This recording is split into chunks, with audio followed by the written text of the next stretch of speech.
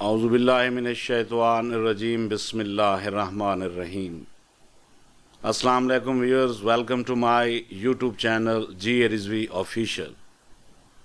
آج فارسی کا عظیم ڈرامہ جاوید نامہ کا اگلا لیکچر ہم بنا رہے ہیں، جس میں فلک چاند پر مولانا روم کی قیادت میں زندہ رود جیسے ہی وشوامترا سے ملاقات ختم کرتے ہیں تو سین کچھ اس طرح چینج ہوتا ہے کہ رات کا منظر ہو جاتا ہے، اور اس رات کے طلسم کے اندر ایک نازنین حسینہ نمودار ہوئی جو اس بے ستارہ رات کے لیے گویا ستارہ تھی، جو اس بے ستارہ رات کے لیے گویا ستارہ تھی۔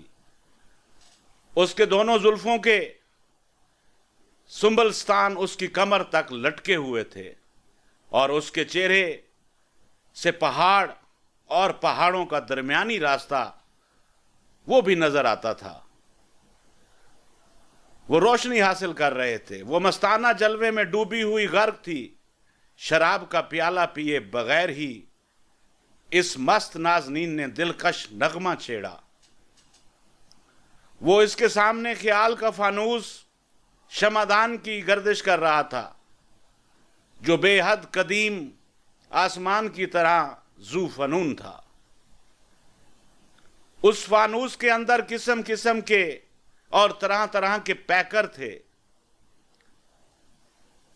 باز چڑیا اور چیتا ہرن پر جھپٹتا نظر آ رہا تھا۔ زندہ رود نے رومی سے کہا، اے دانائے راز، اپنے اس کم عقل ساتھی پر یہ راز کھول کہ یہ نازنین، یہ حور کون ہے؟ رومی نے کہا کہ یہ غیب کے حضور کا فرشتہ ہے جس کا نام سروش ہے۔ اس کا چاندی کی طرح چمکتا ہوا پیکر خدائے یک کی مشیت اور فکر میں جنم لیا ہے، یعنی پیدا ہوا ہے۔ پھر یہ پیکر ذوق و نمود و نمائش سے بے قرار ہو کر وجود کے شبستان میں نمودار ہوا ہے۔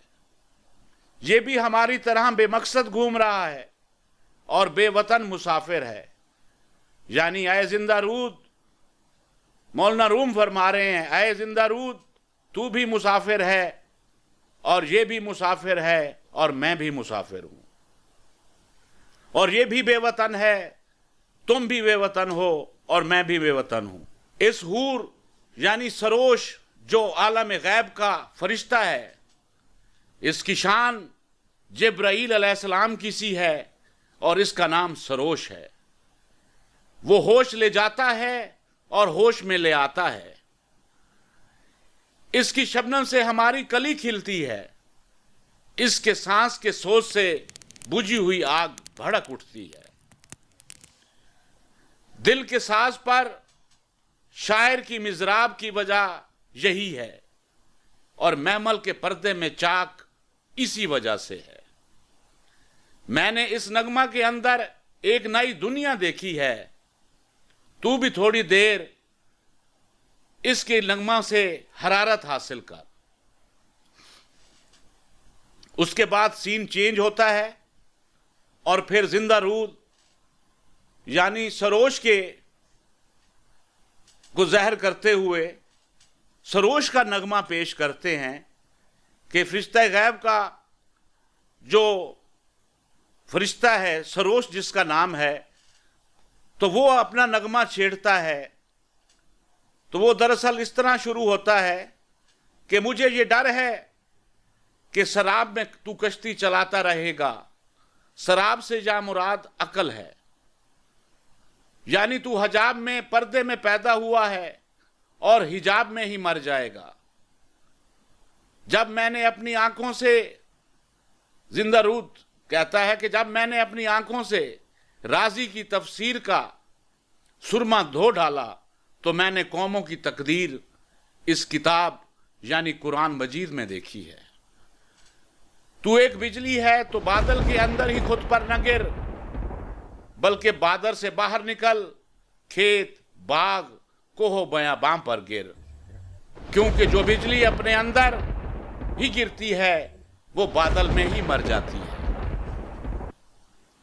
میں اہل مغرب میں رہا ہوں، وہاں میں نے بہت جستجو کی، لیکن مجھے کوئی ایسا مرد نظر نہیں آیا جس کے مقامات بے شمار ہوں اور بے حساب ہوں۔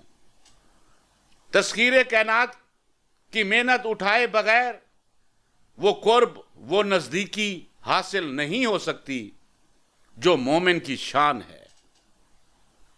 اے گلاب کے اندر کی خوشبو ہی پر نہ اکتفا کر، بلکہ تو گلشن کو اپنے گریباں میں لے، یعنی اسے اپنے اندر سمو لے۔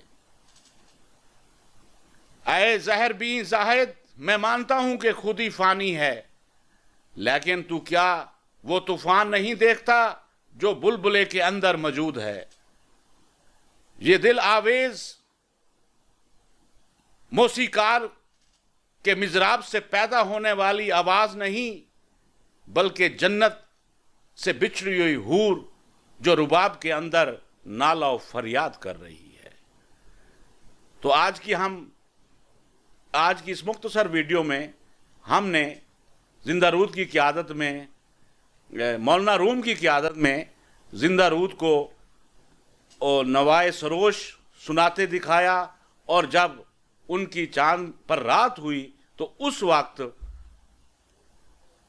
عالم چاند پر اس حور کی ایسی تصویر پیش کی گئی جیسے وہ ایک ہی ستارہ ہو اس رات میں، جو وہ نازنین حور تھی، جو کہ غیب کا فرشتہ ہے اور جس کا نام سروش ہے۔